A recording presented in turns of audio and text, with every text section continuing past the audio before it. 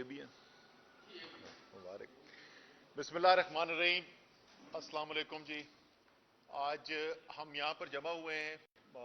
جو بنیادی مقصد ہے جس کی وجہ سے آج ہم یہاں پہ جمع ہوئے ہیں وہ تو ایک رجسٹریشن ڈرائیو شروع کی جا رہی ہے تمام ہیلتھ کیئر ورکرز کی, نہ صرف ڈاکٹرز بٹ تمام ہیلتھ کیئر ورکرز کی رجسٹریشن ڈرائیو شروع کی جا رہی ہے انصاف ڈاکٹرز فورم کے لیے. تو اس کی شروع میں بات کریں گے, لیکن اس کے بعد جس ماحول کے اندر ہم یہ ڈرائیو شروع کر رہے ہیں اور ہیلتھ کیئر کے پروفیشنلز کو اس قافلے میں جوائن کرنے کے لیے, شامل ہونے کے لیے ہم کہہ رہے ہیں, اس کے اوپر بھی ذرا آج بات کریں گے. تو سب سے پہلے تو تمام جتنے بھی ہمارے ہیلتھ کیئر ورکرز ہیں پاکستان کے ہر کونے میں پھیلے ہوئے, اور جو اوورسیز پاکستانیز ہیں جو ہیلتھ کیئر کے شعبے سے منسلک ہیں, ان سب کو عمران خان صاحب دعوت دینا چاہتے ہیں کہ آ کر انصاف ڈاکٹرز فورم کا یہ حصہ بنے. ویسے مدیر آپ کو اس کا نام بھی ریوزٹ کرنا چاہیے, اس کا نام انصاف ہیلتھ کیئر فورم بنا دینا چاہیے instead of just doctors forum. تو انصاف ڈاکٹرز فورم کیا طریقہ کار ہے جی, کس طریقے سے آپ نے بننا ہے؟ بڑا سادہ سا ہے. انصاف ڈاٹ پی کے کی ویب سائٹ ہے. انصاف ڈاٹ پی کے کی ویب سائٹ پہ آپ جائیں گے, وہاں پہ آپ کو انصاف ڈاکٹرز فورم کی رجسٹریشن ڈرائیو کا لنک نظر آئے گا. اس پہ آپ نے اپنے آپ کو رجسٹر کرنا ہے اور آپ آئی ڈی ایف کے ممبر بن جائیں گے. آئی ڈی ایف جو ہے وہ فیصلہ سازی جو ہوتی ہے, حکومتیں ہماری بنی, صوبائی حکومتیں بنی, 2 دفعہ خیبر پختونخوا میں, 1 دفعہ پنجاب میں, یا اب اس کو 2 دفعہ شمار کرنا چاہیے کیونکہ بیچ میں کچھ مہینوں کے لیے حمزہ بھی آئے تھے, اور وفاق کے اندر حکومت بنی.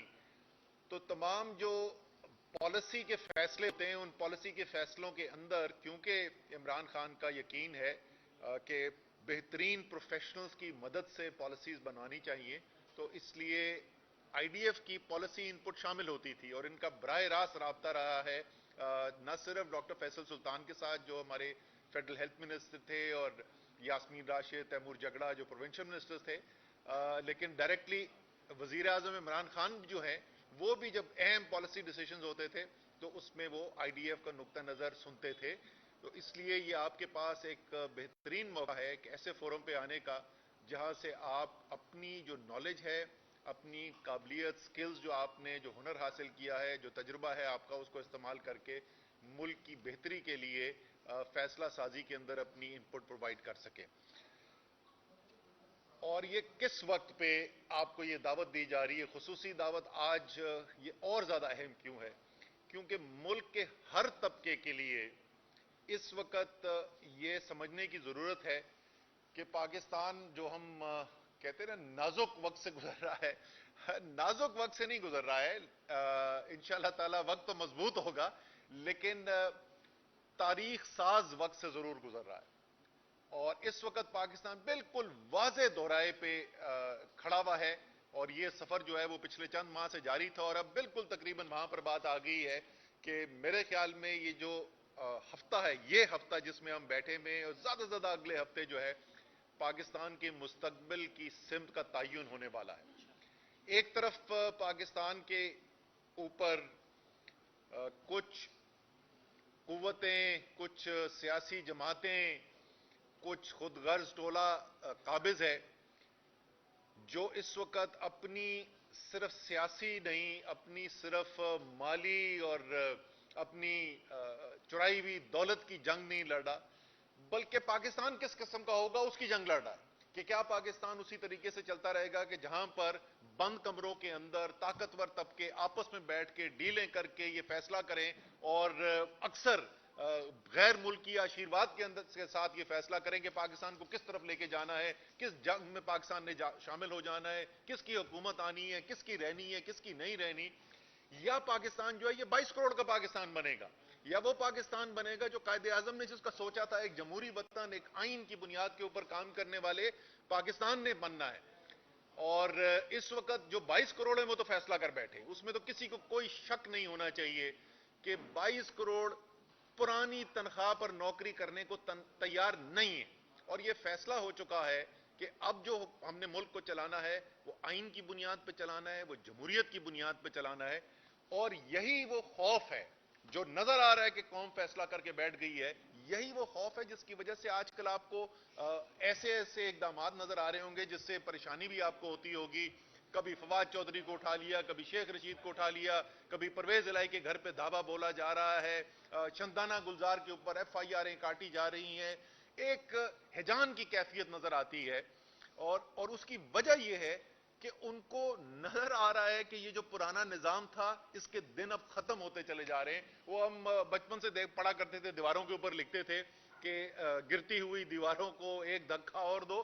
وہ دھکا آ گیا، یہ دیوار گر رہی ہے، اب یہ جو مرضی کر لیں، جتنی مرضی کوشش کر لیں، یہ روک نہیں سکتے. کیونکہ وہ کہتے ہیں، انگریزی میں کہتے ہیں idea whose time has come cannot be stopped. یہ وہ فیصلہ ہے جو قوم کر بیٹھی ہے، اس کو اب کوئی روک نہیں سکتا، چاہے کتنا اپنے آپ کو طاقتور سمجھتا ہو، وہ اس کو روک نہیں سکتا. جب ایک 22 کروڑ کی قوم، غیرت مند دلیر قوم فیصلہ کر لے تو اس کے فیصلے کو روکا نہیں جا سکتا. وہاں پر پاکستان کھڑا ہے. ہر طبقے کو اس جدوجہد کے اندر شامل ہونے کی ضرورت ہے. یہ جنگ کسی سیاسی پارٹی کی نہیں ہے، کسی سیاسی لیڈر کی نہیں ہے، کسی ایک شخص کی نہیں ہے، یہ کوئی ذاتی مفاد کے لیے نہیں ہے، یہ قوم کی جنگ ہے. آپ کی، میری، جو میری عمر کے لوگ ہیں ان کے بچوں کی جنگ ہے. اس کے اندر آپ کا حصہ لینا، اور ہر طریقے سے ہر شخص جو ہے اس کو ایک ہی طریقہ کار نہیں ہے اس کو اس تحریک کے اندر شامل ہونے کا، اس آزادی کی جنگ کے اندر حصہ لینے کا. اگر آپ شعبے کے اندر مہارت رکھتے ہیں تو یہ جنگ تو جیسے میں نے کہا یہ تو پاکستان کی قوم نے جیتنی ہے، پاکستان کی عوام نے جیتنی ہے، تو لکھ دیا جا چکا ہے، اس کی تو فکر نہیں ہونی چاہیے. لیکن آگے پھر پاکستان کو واپس پیروں پہ بھی تو کھڑا کرنا ہے نا. واپس جو اس وقت زخمی قوم ہے اس کے زخم بھی تو بھر رہے ہیں نا. تو ہر شعبے کے اندر بشمول ہیلتھ کیئر کے شعبے کے ہمیں ضرورت ہے کہ پاکستان کے وہ لوگ جو دل میں رکھتے ہیں، پاکستان کی لگن رکھتے ہیں، پاکستان کے لیے کی بہتری دیکھنا چاہتے ہیں، جنہوں نے اپنا مستقبل پاکستان کو بنایا ہوا ہے، وہ سب مل کر اس کاوش کے اندر حصہ لیں. آخری حصہ جس کی میں بات کروں گا وہ ہے اس وقت معیشت کی صورتحال. اس وقت آئی ایم ایف کا مشن یہاں پر آیا ہوا ہے اور آئی ایم ایف کے ساتھ حکومت کے مذاکرات چل رہے ہیں. اور جیسے اس حکومت کی باقی تمام چیزیں ہوتی ہیں، جھوٹ کے پاؤں نہیں ہوتے، تو اسی طریقے سے یہ پورا آئی ایم ایف کا جو معاملہ ہے اس کے اوپر ایک عجیب و غریب آج کل ہم ٹیلی ویژن کے اوپر کہانیاں سنتے ہیں. ذرا سا واپس یاد دلا دیں کہ پاکستان جو ہے جس وقت حکومت عمران خان کی ختم ہوئی، جس وقت بیرونی مداخلت کی بنیاد کے اوپر ایک رجیم چینج آپریشن کیا گیا اور اس رجیم چینج آپریشن کے لیے عدم اعتماد کا ووٹ لایا گیا، تو اس وقت 7th review I am F کا چل رہا تھا. اس کے بعد اس کے حتمی سٹیجز کے اندر تھا جس کے اندر بات چیت جاری تھی. عمران خان کا یہ کی خواہش تھی کہ پاکستان کے عوام کو عالمی منڈی کے اندر تیل کی قیمتیں بہت زیادہ بڑھ گئی تھیں، اس کے اثر سے بچایا جا سکے جب تک کہ وہ قیمتیں واپس نیچے نہیں آ جاتی. اور تمام ایکسپرٹس یہ کہہ رہے تھے، ماہرین کہہ رہے تھے کہ چند ماہ کے اندر قیمتیں نیچے آ جائیں گی. اور جیسا کہ ہوا، جو تیل $120 پہ پہنچا ہوا تھا وہ $80 تک واپس آیا. اس وقت $40 اس کے اندر کمی ہو چکی ہے. تو انہوں نے کہا کہ اس عرصے کے اندر اپنی عوام پر بوجھ ڈالنے کے بجائے ہم اور کچھ اخراجات میں کمی کرتے ہیں اور اس پیسے سے سبسڈی دیتے ہیں. یہ واحد چیز تھی جس کے اوپر آئی ایم ایف کے ساتھ بات چیت چل رہی تھی. ان کی حکومت آئی. حکومت آنے کے بعد ایک دن یہ کہتے تھے کہ ہم جو کرنے جا رہے ہیں ہم کیا کریں، ہمارے تو ہاتھ بندھے میں، یہ عمران خان کا معاہدہ تھا. پھر اگلے دن وہ کہتے تھے انہوں نے آئی ایم ایف کے معاہدے جو ہے اس کی خلاف ورزی کی، اس لیے آئی ایم ایف کے ساتھ معاہدہ نہیں تھا. پہلے تو یہ کچھ 6 ہفتے 8 ہفتے یہی تماشا چلتا رہا، روز ان کا بیان بدلتا رہا. آخر کار ستمبر کے مہینے میں آ کر ان کا معاہدہ آئی ایم ایف کے ساتھ ہو گیا. اور ستمبر کے مہینے کا مطلب کہ عمران خان کی حکومت ختم ہوئے 5 ماہ گزر چکے تھے. تو ظاہر ہے یہ اس حکومت کا سائن کیا ہوا، ان کے دستخط شدہ معاہدہ ہوا. اس کے اوپر پہلے پیسے بھی ریلیز ہو گئے، پاکستان کو پیسے ملے. اس کے بعد کیونکہ اسحاق ڈار جو ہیں وہ چاہتے تھے، ان کی شدید خواہش تھی کہ مفتاح اسماعیل کو ان کی کرسی سے ہٹایا جائے، تو انہوں نے کہا کہ یہ تو تباہ ہو گئے اور برباد ہو گئے. مفتاح نے پاکستان کی معیشت کو تباہ برباد کر دیا اور یہ آئی ایم ایف کے سامنے لیٹ گیا اور میں بہت ببر شیر ہوں اور میں آ کے جو ہے نا وہ سب سنبھال لوں گا اور آئی ایم ایف کو میں دیکھ لوں گا. یہ ان کے الفاظ تھے، دیکھ لوں گا، میں اپنی زبان میں بات کروں گا. تو وہ آگے انہوں نے اپنی زبان میں جو بات کرنی شروع کی، وہ معاہدہ جو ہے وہ پھر رک گیا. اب زر مبادلہ کے ذخائر گرتے چلے جا رہے ہیں. مہنگائی پاکستان کی تاریخ کی بدترین مہنگائی سے ہم گزر رہے ہیں. हजारों कारोबार बंद हो चुके हैं, लाखों लोग बेरोजगार हो चुके हैं। ये आपकी इनकी लड़ाई खत्म नहीं होती, और जब बिल्कुल हाथ से इनके मामलात निकल गए हैं तो अब इन्होंने फिर कहना शुरू कर दिया कि वो इमरान खान का मुआहदा था। ओ भाई, इमरान खान का मुआहदा था तो ये आप मुज़ाकरात कर किससे रहे हैं? ये आईएमएफ की टीम यहां पे क्यों आई हुई है? वो यहां पे उनको किसी ने बताया था कि इस्लामाबाद का मौसम बहुत अच्छा है, जो वाकई में है बहुत अच्छा, लेकिन मेरे ख्याल में इस्लामाबाद का अच्छा मौसम एंजॉय करने के लिए नहीं आए हुए।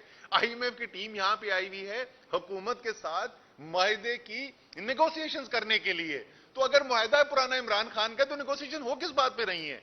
तो खुदा का वास्ता झूठ बोलना छोड़ दें। ये आपको भी पता है, सारी कौम को पता है, आपके बस की बात नहीं है इस मुल्क को इस मुश्किल वक्त से निकालना।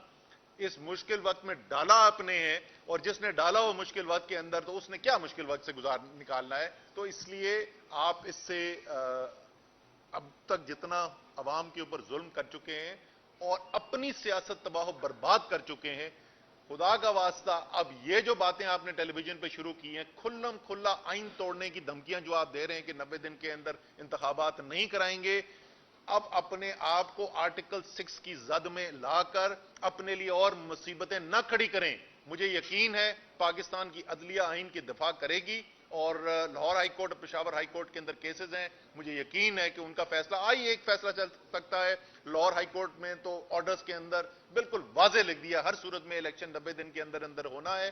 तो इलेक्शन की तैयारी करें। हमें पता है कि आपको मार इस दफा इंशाअल्लाह ताला पाकिस्तान की कौम से बेतहाशा पड़नी है, जो आपने मुल्क के साथ किया है, लेकिन उसके बावजूद आपके पास और कोई रास्ता नहीं है। तो इसलिए आइन तोड़ने की बातें छोड़ दें और इलेक्शन की तैयारी करें, मैदान के अंदर आए। तो बहुत बहुत शुक्रिया। सर, इलेक्शन ना होने की वजह से माशी सूरत हाल खराब है। ये ऐसा नहीं है कि माशी सूरत हाल जो है वो खुद ब खुद खराब हो गई। दो मुख्तलिफ किस्म के वजूहात होती हैं जिनकी वजह से माशी सूरत हाल खराब हो सकती है। या तो कुदरती आफात आती हैं, या कोई बैरूनी ऐसी सूरत हाल पैदा हो जाती है जिसके अंदर एक अच्छी भली चलती हुई मईशत जो है वो खराबी का शिकार हो जाती है।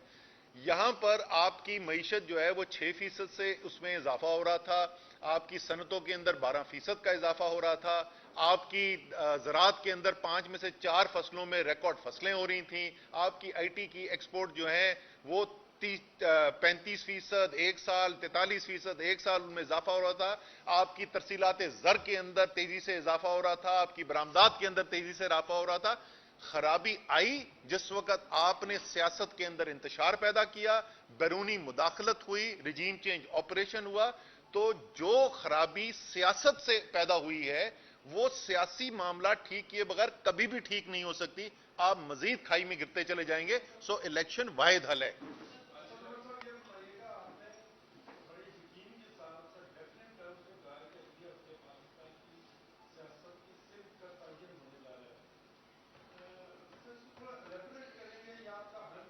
नहीं सर,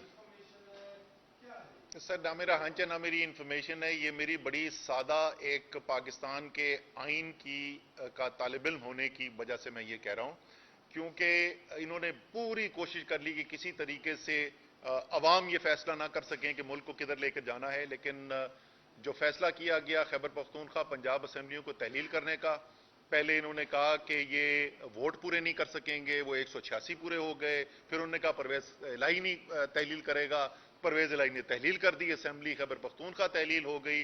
अब वो ये कह रहे हैं कि हम इलेक्शन करवाने नहीं देंगे। ये हमें पता था कि उन्होंने यही करना है। हम अपनी पिटीशन लेके हाई कोर्ट्स में चले गए। लाहौर हाई कोर्ट में 2 दफा हियरिंग हो चुकी है, पेशावर हाई कोर्ट में आज पहली हियरिंग थी, और थर्सडे को जुमेरात के दिन, परसों के दिन लाहौर हाई कोर्ट के अंदर तीसरी हियरिंग होनी है। जैसे जज साहब ने खुद कहा था पिछली दफा, इसमें कोई बड़ा आईनी सवाल मौजूद नहीं है, वाज़े हकायक हैं। तो इंशाअल्लाह ताला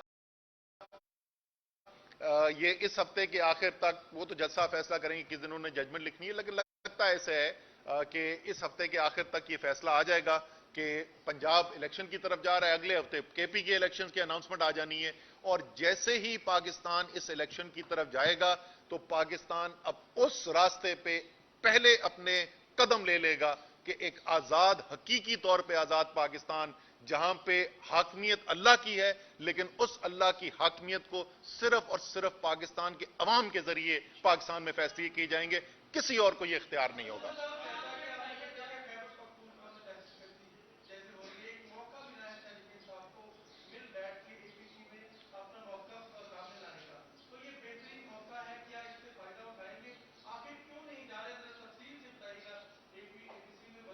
اچھا، پہلے تو ان سے بولیں امپورٹڈ گورنمنٹ سے کہ ایک فیصلہ کر لیں کہ ہم دہشت گرد ہیں یا نہیں ہیں۔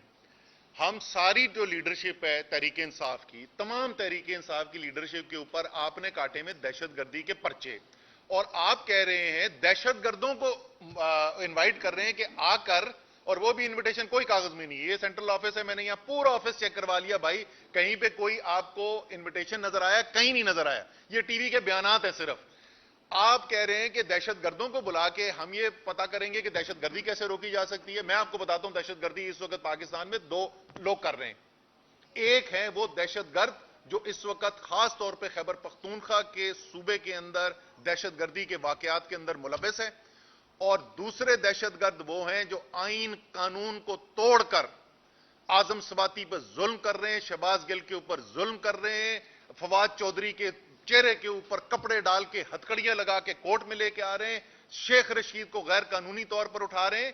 تو جناب دہشت گردی اگر آپ نے ٹھیک کرنی ہے تو سب سے پہلے یہ دہشت گرد جو اس وقت حکومتی نظام چلا رہے ہیں، سب سے پہلے تو ان کو اس نظام پہ سے اتارے نا، پھر دوسرے جو دہشت گرد ہیں ان سے بھی مقابلہ کیا جائے گا۔ اور اس صرف یاد دلانے کے لیے کہ 3.5 سال عمران خان کے ہوتے ہوئے نہ کوئی ڈرون حملے ہو رہے تھے، نہ بڑی دہشت گردی کی وارداتیں ہو رہی تھیں، ملک کے اندر امن تھا اور ملک خوشحالی کی طرف جا رہا تھا۔ جی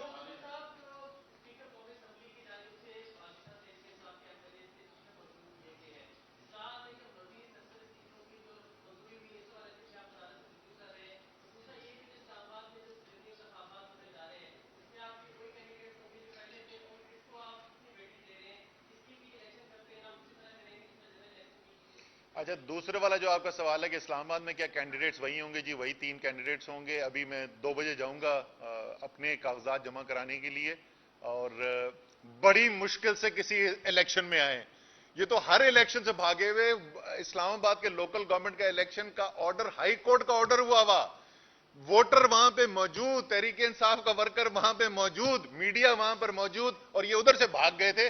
تو اب آپ کے ذریعے میری ان سے درخواست صرف یہ ہے کہ یار ہن نہ نس جانا، ٹھیک ہے نا؟ اب آؤ میدان کے اندر، کم سے کم آگے ادھر مقابلہ تو کرو نا۔ جہاں تک آپ کے پہلے سوال کا وہ ہے، اس وقت جو ہے جو ہمارے آخری 43 ایم این اے جو ڈی نوٹیفائی کیے گئے تھے، ان کے استعفے واپس لے لیے گئے تھے، اور انہوں نے کیوں لیے تھے؟ کیونکہ سپریم کورٹ کے اندر ہماری ہیئرنگ گئی، سپریم کورٹ کے اندر کورٹ نے بھی ہم سے یہ کہا کہ جی آپ دوبارہ ریکنسیڈر کریں کہ آپ کو تو کورٹ کے اندر، اسمبلی کے اندر ہونا چاہیے۔ اس کے بعد مشاورت ہوئی اور چیئرمین عمران خان نے یہ اعلان کیا کہ ہم اسمبلی میں لیڈر آف اپوزیشن کی پوزیشن واپس لینا چاہتے ہیں۔ اس فیصلے کی بنیاد کے اعلان کر دیا گیا، اس اعلان کو کرنے کے بعد یہ استعفے واپس لیے گئے تھے، اور وہ سپیکر جو کہہ رہا تھا کہ جب تک میں انفرادی طور پر ملنا لوں لوگوں سے، قانون کی لوازمات پورے نہیں ہوتے، اسی سپیکر نے بغیر کسی سے ملے ہوئے استعفے منظور کر دیے۔ تو میرے خیال میں قانونی طور پہ جو سپیکر صاحب نے کیا ہے، جو پہلے کیا تھا استعفے نامنظور کر کے، وہ بھی قانون کی خلاف ورزی تھی، اور جو اب کیا ہے وہ بھی قانون کی خلاف ورزی ہے، کیونکہ ان کا کوئی کام قانون کی بنیاد پہ ہوتا ہی نہیں، ان کے سارے فیصلے جو ہیں اپنی ذاتی سیاست کی بنیاد پہ ہوتے ہیں۔